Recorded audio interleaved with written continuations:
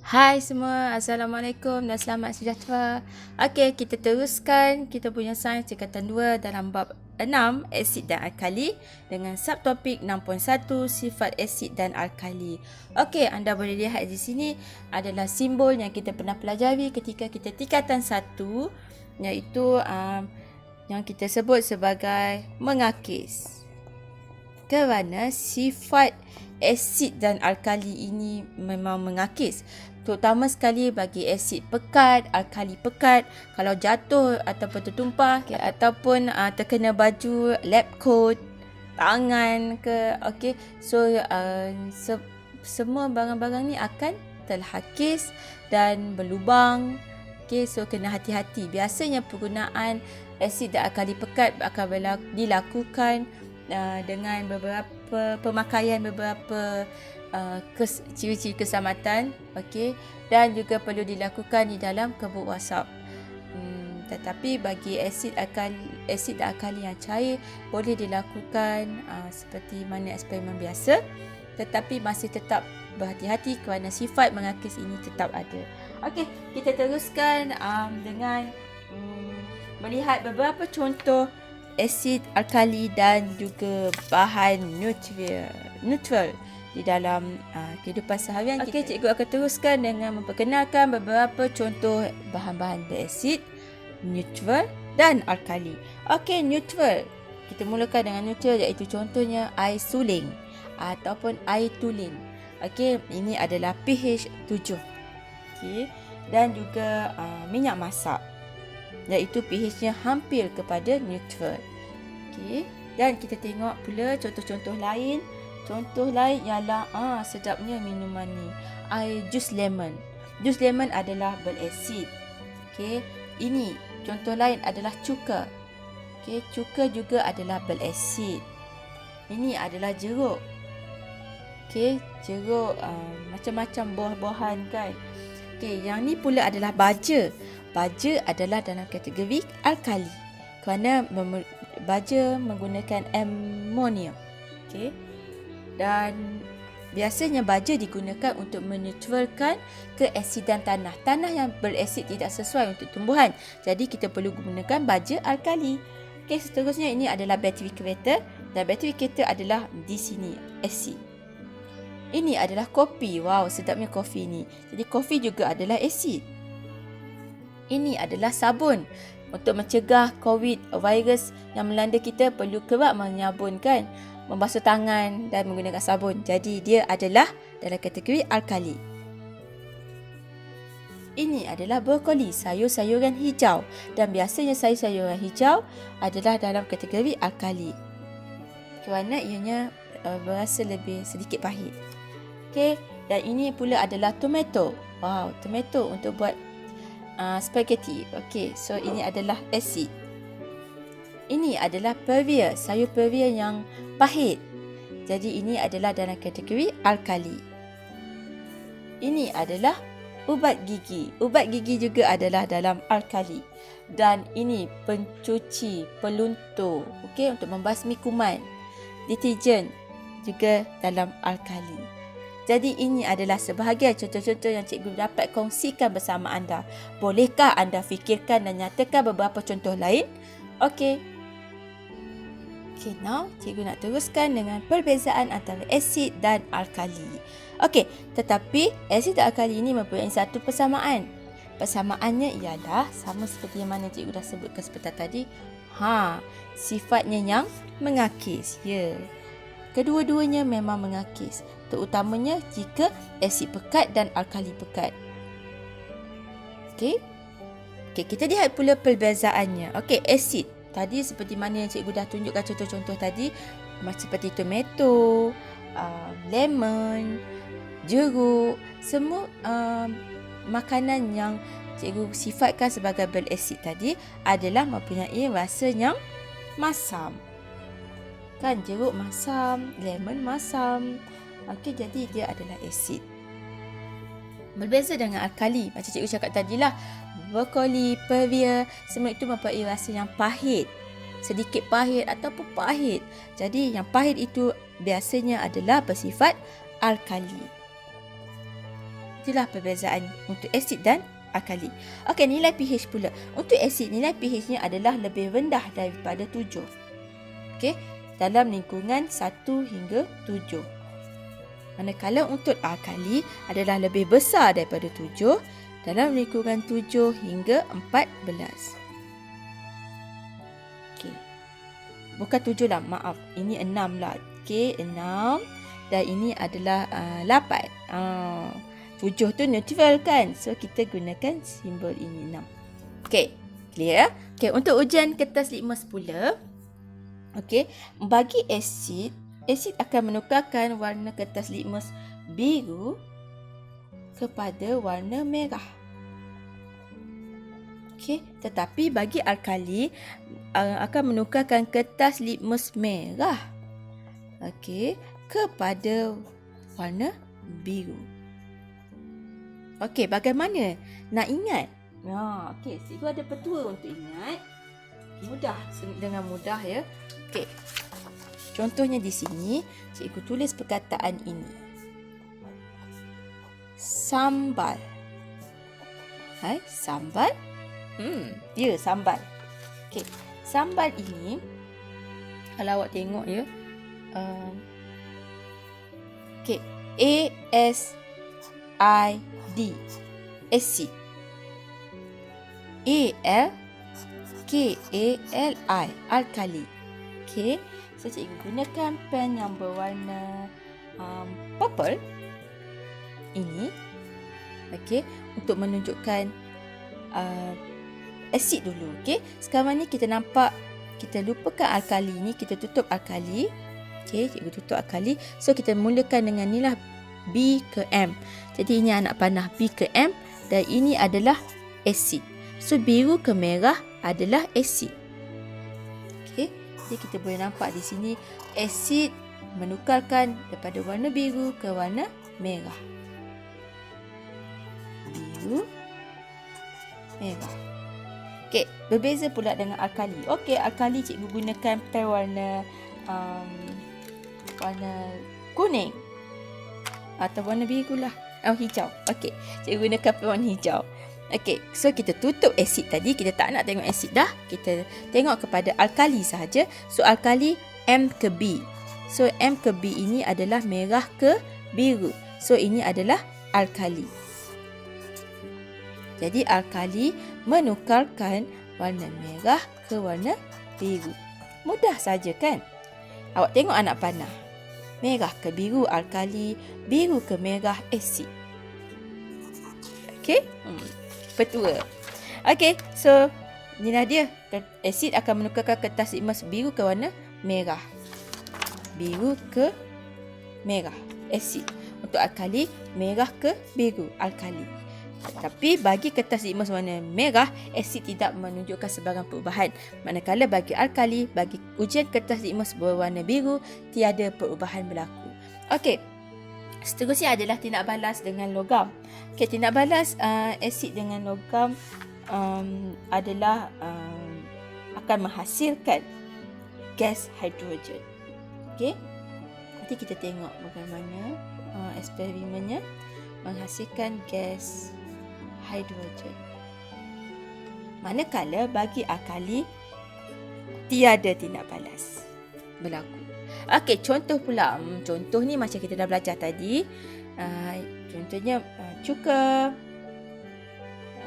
tomato, jus apple hijau, jus lemon. Okey, dan manakala alkali pula contoh tadi adalah sabun, brokoli, ubat gigi dan sebagainya. Okey, ini adalah perbezaan bagi asid dan alkali.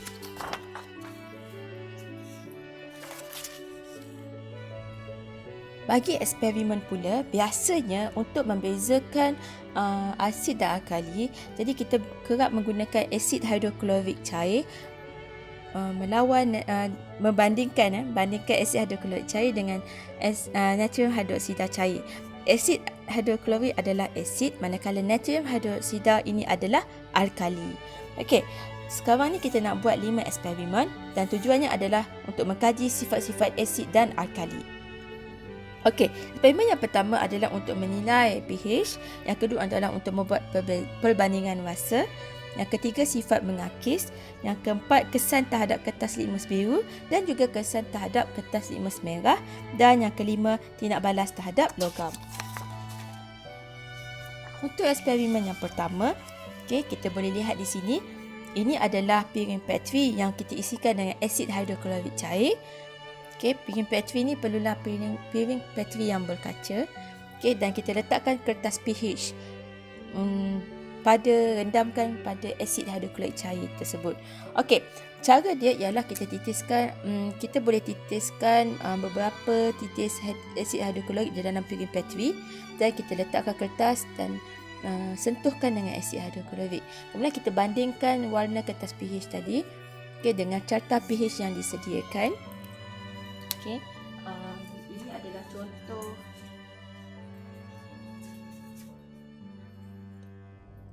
dan seterusnya. Asid hidroklorik cair ini kita akan gantikan dengan larutan natrium hidroksida iaitu alkali. Jadi sekarang ni kita menggunakan dua jenis larutan iaitu asid hidroklorik cair dan natrium hidroksida cair. Nilai pH yang kita dapati ialah asid hidroklorik cair. Asid hidroklorik cair nilai pH-nya adalah lebih rendah daripada 7. Bergantung kepada tahap kepekatan yang kita gunakan. Jika asid hidroklorik cair itu lebih pekat, maka nilai pH-nya adalah lebih rendah. Manakala natrium hidroksida cair pula adalah lebih tinggi daripada 7. Bergantung juga kepada kepekatan. Jika lebih pekat, maka nilainya adalah lebih besar daripada nilai natrium hidroksida yang cair. Seterusnya adalah eksperimen yang kedua iaitu untuk mengkaji rasa. Kita tak boleh nak rasa asid hidroklorik dan natrium hidroksida di dalam makmal. Jadi kita gunakan bahan makanan yang lain untuk kita tujuan untuk merasa. Jadi kita gunakan jus limau nipis di sini. Dan juga kita gunakan jus peria. Kemudian kita mulakan rasa jus limau nipis dahulu. Kemudian kita perlu kumur mulut dengan air supaya dapat menghilangkan keasidan di dalam mulut awak. Kemudian barulah merasa sedikit jus peria. Hasilnya limau nipisnya rasanya adalah lebih masam, manakala peria rasanya pahit. Ini bermaksud limau nipis ini adalah bersifat asid dan peria adalah bersifat alkali. Mudah saja. Eksperimen yang ketiga pula ialah untuk menentukan sifat mengakis.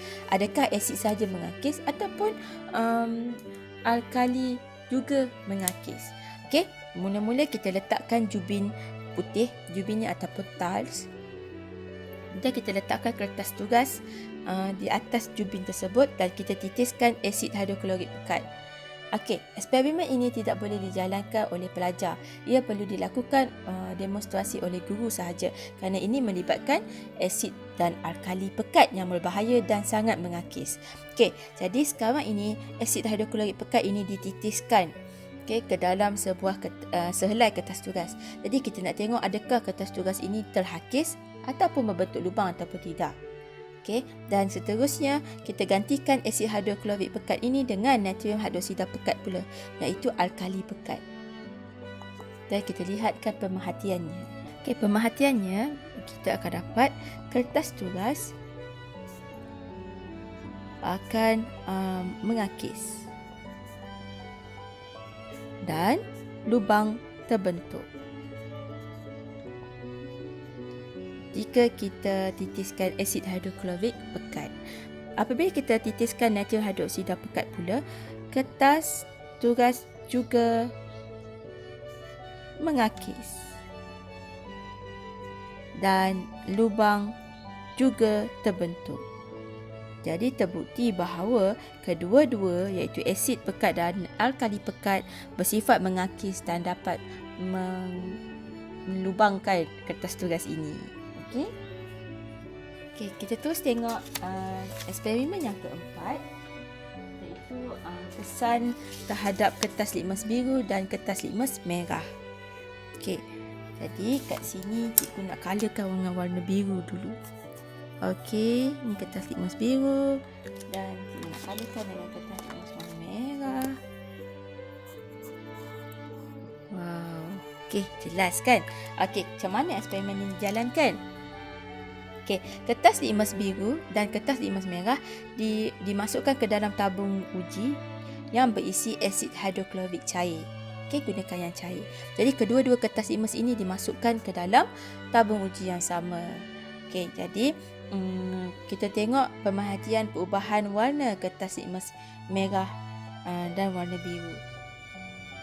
Okey, bagi asid hidroklorik cair, kertas litmus merah akan dilihat tidak berubah warna.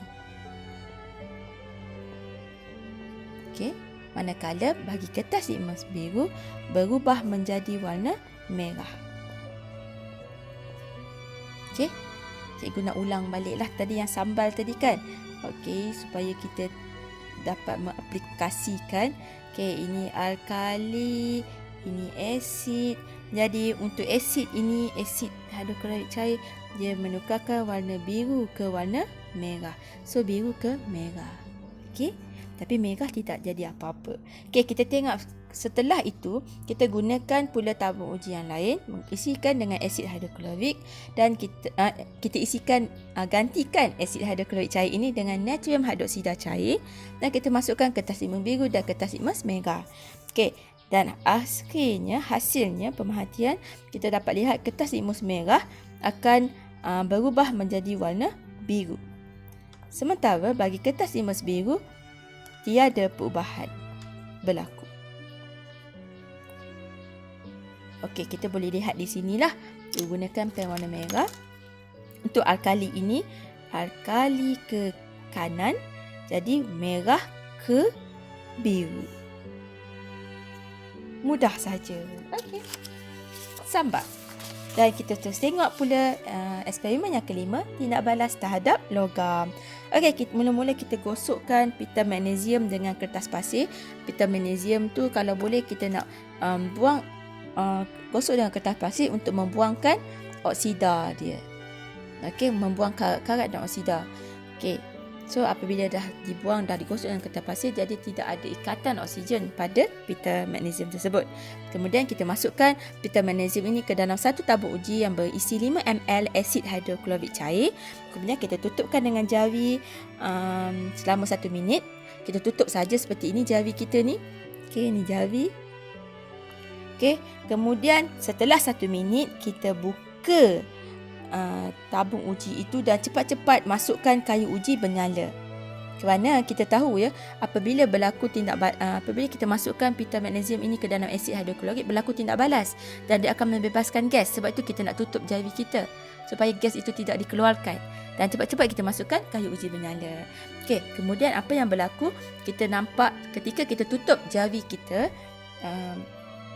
dan pita magnesium baru saja dimasukkan ke dalam asid, jadi terdapat gelembung udara terbentuk pada permukaan pita magnesium dan juga pada air, gelembung-gelembung udara. Dan apabila kita buka dan masukkan kayu uji menyala itu akan menghasilkan bunyi pop dan terpadam. Ini bermaksud asid bertindak balas dengan logam, dan apabila menghasilkan bunyi pop ini bermaksud gas yang terbentuk adalah gas yang bersifat mudah meletup, dan ini adalah gas hidrogen. Jadi asid bertindak balas dengan logam akan membebaskan gas hidrogen. Okey, seterusnya adalah kita gantikan pula asid hidroklorik ini dengan natrium hidroksida cair, iaitu alkali. Sama juga kita masukkan pita magnesium, kita tutup dengan jari dan kita lihat adakah terbentuk gelembung udara. So tiada gelembung udara terbentuk. Okey, maksudnya tidak ada tindak balas. Okey, kemudian kita buka dan masukkan kayu uji bernyala, tiada perubahan. Okey, tiada perubahan pada kayu uji bernyala. Okey, ini bermaksud asid adalah bertindak balas dengan logam, tetapi alkali tiada tindak balas. Ataupun alkali tidak bertindak balas terhadap logam.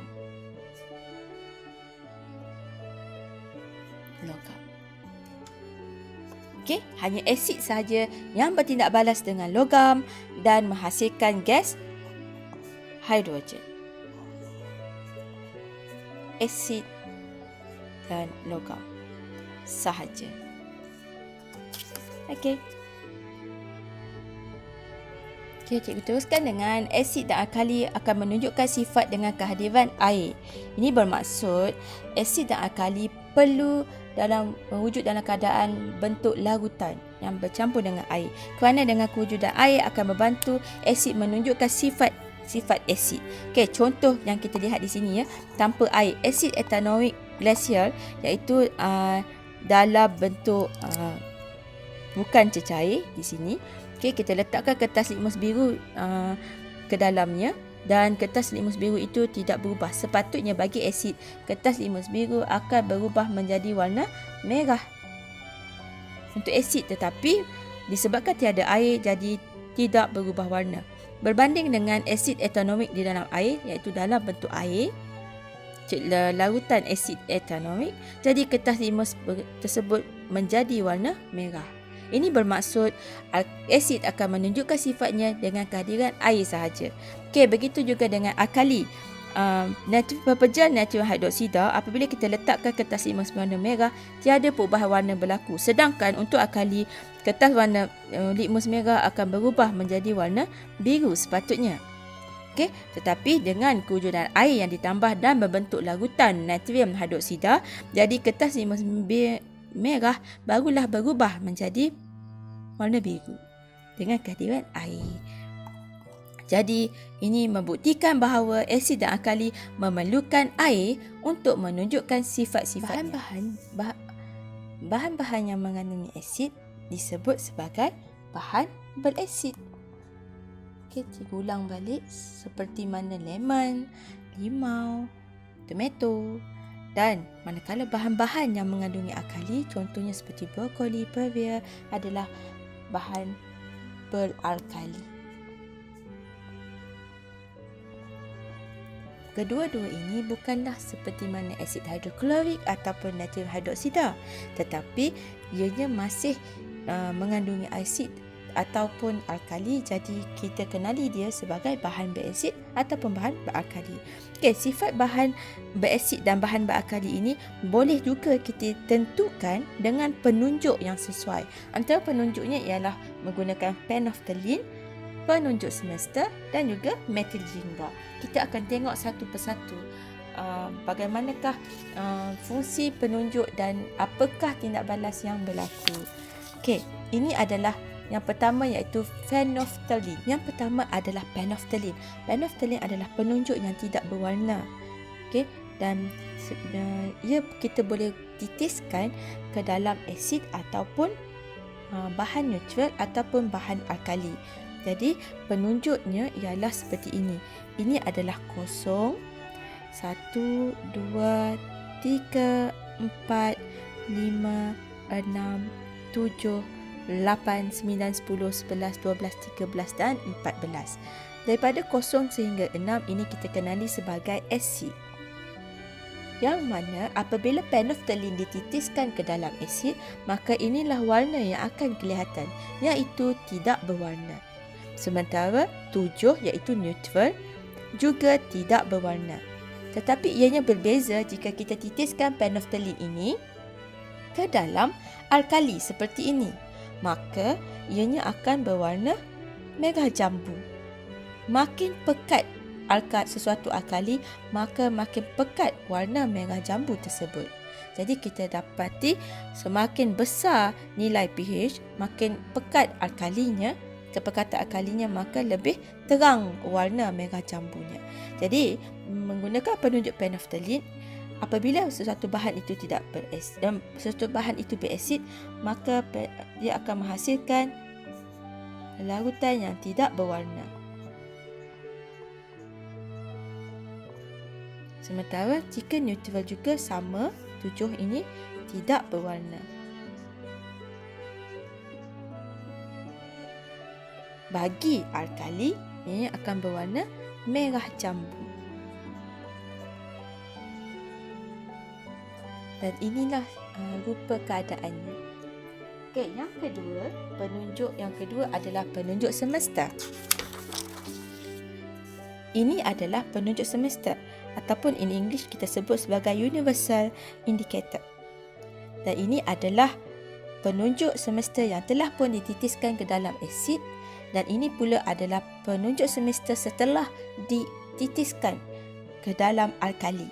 Dan ini adalah skala pH bagi penunjuk universal. Kita lihat ya, daripada kosong iaitu apabila berwarna merah, warna jingga, kuning dan kehijauan, maka ini kita kenali sebagai asid. Sementara bagi neutral, ianya berwarna hijau.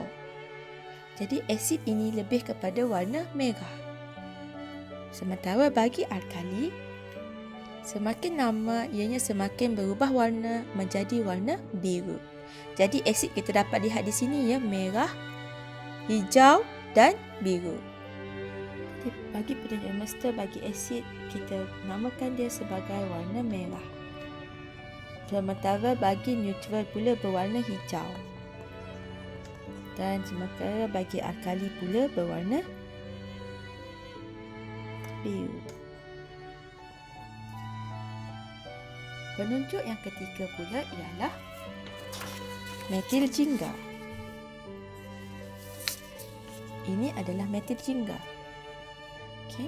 Ini adalah metil jingga, metil orange in English, dan ini apabila kita titiskan ke dalam asid, ianya akan berwarna seperti ini, berwarna merah. Sementara apabila kita titiskan ke dalam alkali, ianya akan berwarna kuning. Okay. Dan ini adalah contoh apabila kita titiskan. Apabila asid dititiskan metil orange ini, metil jingga ini ke dalam merah, ke dalam asid, ianya akan berwarna merah ke merah lah. Okey. Dan sementara kalau neutral berwarna kuning, alkali juga berwarna kuning. Jadi kat sini kita boleh tuliskan seperti ini. Merah, kuning, kuning. Mudah nak ingat. Satu sahaja yang berbeza iaitu merah. Okey, dan yang seterusnya ialah kertas pH. Okey, ini adalah kertas pH. Dan ini adalah skala yang disediakan bermula dengan warna merah sehinggalah ke warna kebiruan. Okey, ini adalah skalanya. Dan kita pun sama seperti penunjuk semesta tadilah, asid berwarna merah, neutral berwarna hijau, sementara alkali berwarna biru.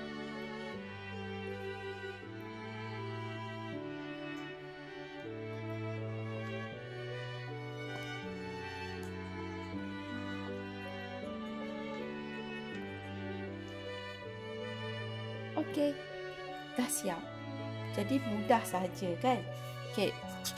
Jadi jom kita ingat semula apa yang telah kita pelajari sebentar tadi. Bagi phenolphthalein, okey. Ini asid berwarna tidak berwarna, neutral tidak berwarna dan alkali merah jambu. Yang kedua tadi kita lihat ialah penunjuk semesta, iaitu asid warna merah, neutral warna hijau dan alkali warna biru. Merah, hijau dan biru. Sementara bagi metil jingga, hanya asid sahaja yang berwarna merah, sedangkan kedua-duanya berkekal warna kuning.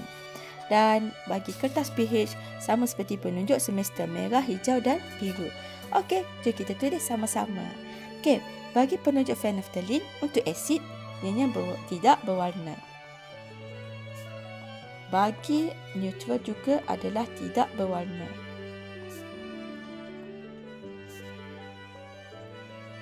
Bagi alkali pula berwarna merah jambu. Ini sahaja yang berwarna merah jambu. Okey. Penunjuk semesta pula ialah asid berwarna merah. Okey, neutral pula berwarna hijau. Sementara alkali pula berwarna biru. Metil jingga untuk asid berwarna merah. Untuk neutral berwarna kuning. Untuk alkali juga berwarna kuning. Untuk kertas pH, asid berwarna merah, neutral berwarna hijau dan alkali berwarna biru. Untuk kertas litmus biru pula, asid biru akan berubah warna menjadi warna merah. Manakala bagi neutral, kertas litmus warna biru akan kekal berwarna biru dan bagi alkali juga kekal berwarna biru. Hanya asid saja berubah bagi kertas litmus biru. Seperti mana yang kita pelajari sambal kan. Okey, seterusnya adalah kertas litmus merah. Asid kekal berwarna merah. Neutral kekal berwarna merah. Tetapi bagi alkali berubah menjadi warna biru. Seperti mana kita belajar sambal. Bagi asid biru kepada merah. Kadang-kadang bagi alkali merah menjadi biru. Ini adalah pH. pH bermaksud potential of hydrogen ataupun power of hydrogen. Ataupun dalam bahasa Melayunya adalah potensi hidrogen. P potensi dan H adalah hidrogen. Tapi penulisannya P mestilah huruf kecil dan H mestilah huruf besar. Skala pH pula bermaksud kekuatan sesuatu asid ataupun alkali, kerana kekuatan suatu asid dan alkali adalah tidak sama. Semakin besar sesuatu nilai pH itu, maka ketinggian alkali, kepekatan alkalinya adalah tinggi. Manakala semakin kecil nilai pH-nya, maka keasidan sesuatu bahan itu adalah makin tinggi. Okey, jadi yang terbaliklah. Dan julat pH pula ialah daripada 0 sehingga 14. Okay, mari kita lihat skala bagi skala pH ini. Ini adalah contoh skala pH. Okey, ini adalah semakin asid, neutral, warna hijau dan semakin alkali. Base ini adalah alkali ya. Kita panggil sebagai alkali. Ini neutral dan ini adalah asid dalam bahasa Melayu. Okey. Dan contoh yang paling tinggi, yang ini semakin asid. Keasidan semakin tinggi.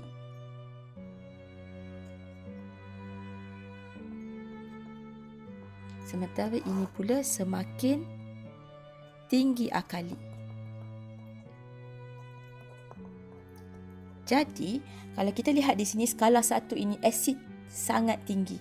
Contohnya adalah asid gastrik, iaitu di dalam perut kita. Yang kedua adalah jus lemon kerana dia sangat masam. Yang ketiga adalah jus apple hijau. Yang keempat adalah tomato. Yang kelima adalah kopi. pH 6 adalah contohnya susu. Ya, susu juga adalah mempunyai keasidan.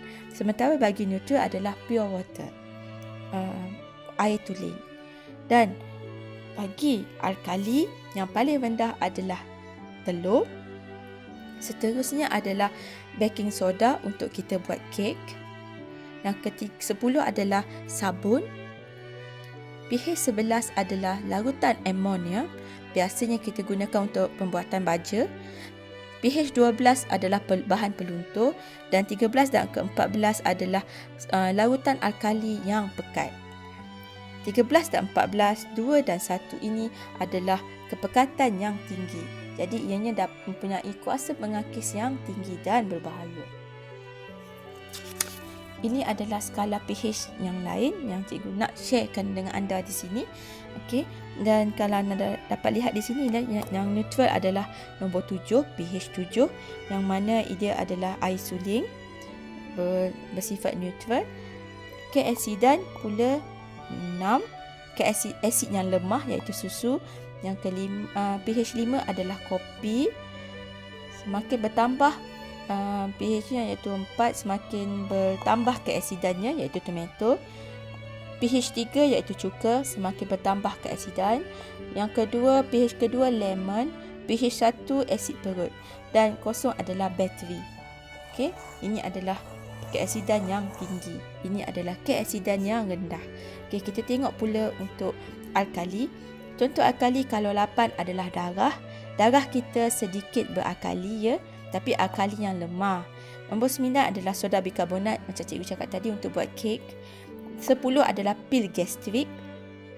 Okay, jika tadi kita tahu asid perut, asid gastrik adalah tinggi nilai asidnya tu. pH dia adalah 1. Jadi keasidan dia tinggi. Jadi kita perlu neutralkan asid yang berlebihan di dalam perut dengan memakan pil gastrik ini yang bersifat alkali. Jadi alkali ini dapat meneutralkan, membantu untuk peneutralan. Okay, 11 adalah larutan amonia untuk pembuatan baja dan juga bahan-bahan perkilangan industri. 12 adalah sabun, pH 12, pH 13 adalah bahan peluntur dan pH 14 alkali yang pekat dalam untuk deterjen bagi nungkang ataupun sinki.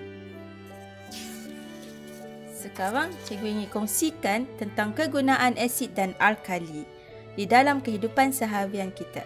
Okey, kita lihat dengan asid dahulu. Contoh asid yang pertama adalah asid karbonik iaitu dalam pembuatan minuman berkarbonat. Contohnya minuman yang terdapat di dalam tin yang bergas. Yang kedua adalah asid sitrik yang biasanya terdiri daripada limau, lemon, untuk pembuatan jus buah dan juga pembuatan makanan. Seterusnya adalah asid asetik iaitu cuka dan pembuatan jeruk.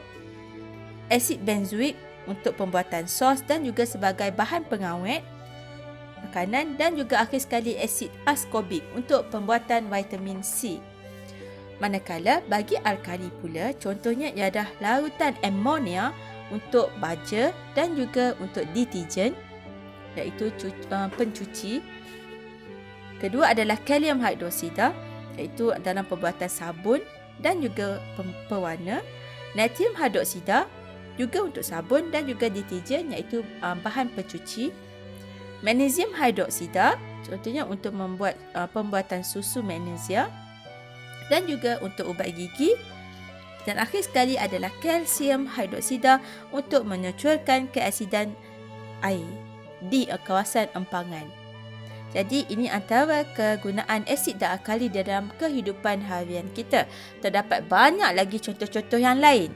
Jadi anda boleh dapatkan contoh-contoh yang lain berdasarkan pembacaan dan juga video-video di YouTube.